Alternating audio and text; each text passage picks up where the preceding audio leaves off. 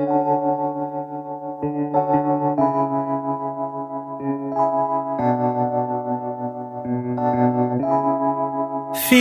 like love, Cupid made a shot straight into my heart.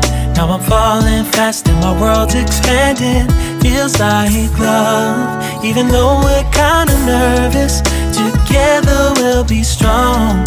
I don't know for sure, all I know. Didn't know what hit me when we started.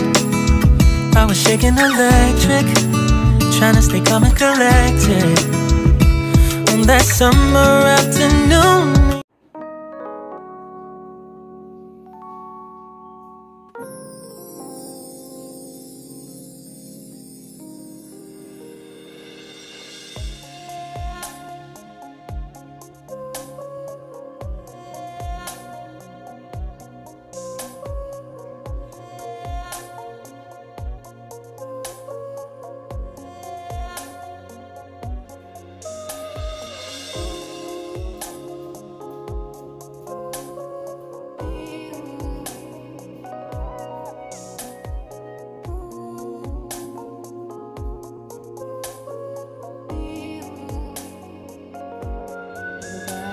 Sa this video, gagawa tayo ng cornbread.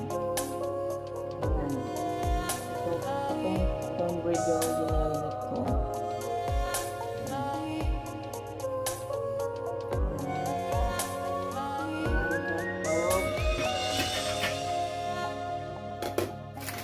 Cornmeal.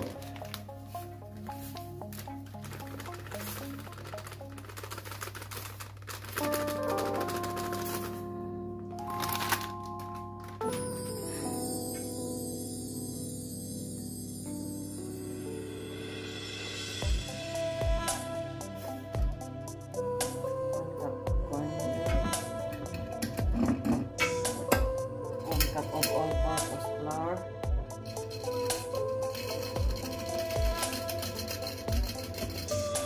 hindi ko lang handa yung mga ingredients kasi mga bilis lang naman. Dagdag pa yung pugasan ko, isa-isahin ko. Ayan, all-purpose flour, 1 cup din. Ito yung flour na ginagamit ko.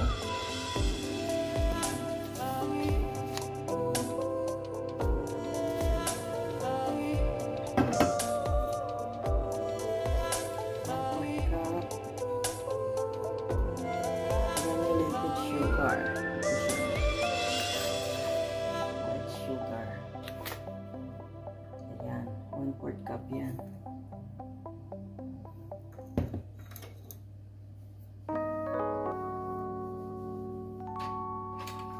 One tablespoon baking powder. So, baking powder.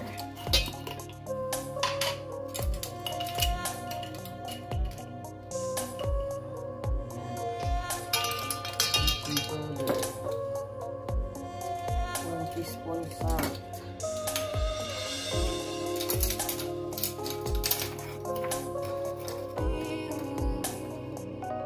Ayan, 1 teaspoon salt.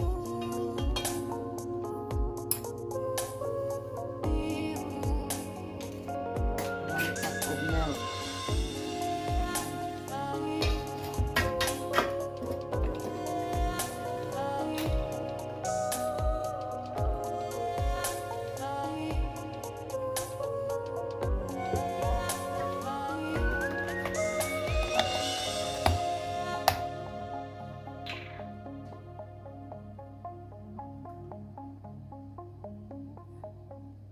Ayan, 1 cup of milk.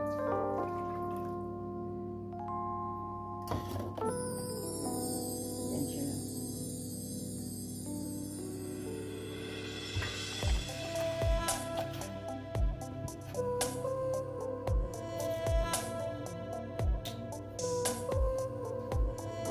Cup vegetable oil.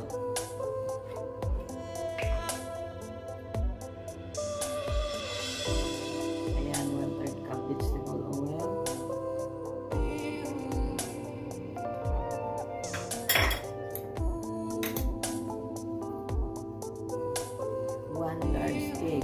ko na.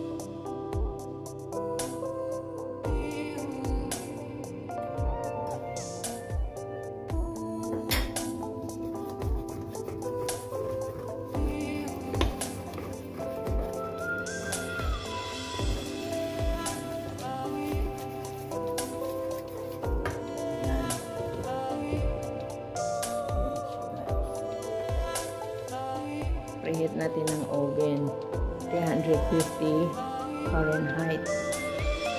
Sinama ko na preheat yung skillet pan para aking ilagyan.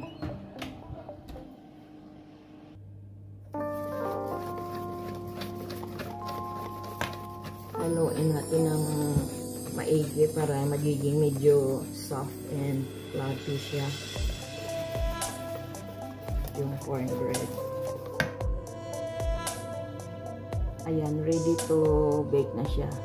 Naka-preheat pa yung oven natin guys at saka yung skillet natin. Kaya hintayin natin na matapos na preheat. Ayan guys, ilagay na natin sa skillet, mainit na. Na-preheat ko na itong tapos na ma-preheat yung oven at yung skillet pan.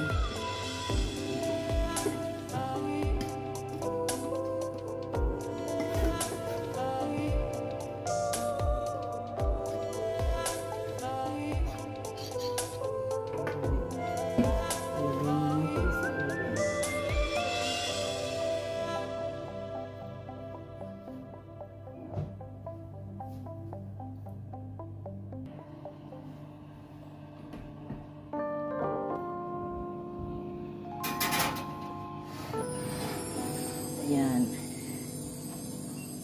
Hintayin natin na 20 to 25 minutes. Okay, check natin. Ayan na. Ayan na ang ating cornbread, guys.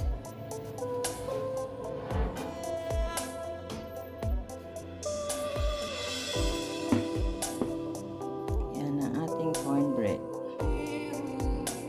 Ayan, malinis na siya. That means luto na.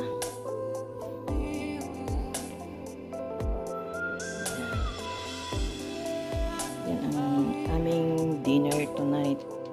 Cornbread at saka gagawa pa ako ng lentil soup at saka vegetable salad.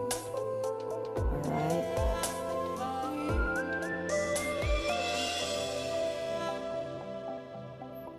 That's it guys. Yan ang ating finished bake na cornbread. Alright. So baby, can we go in the backseat of your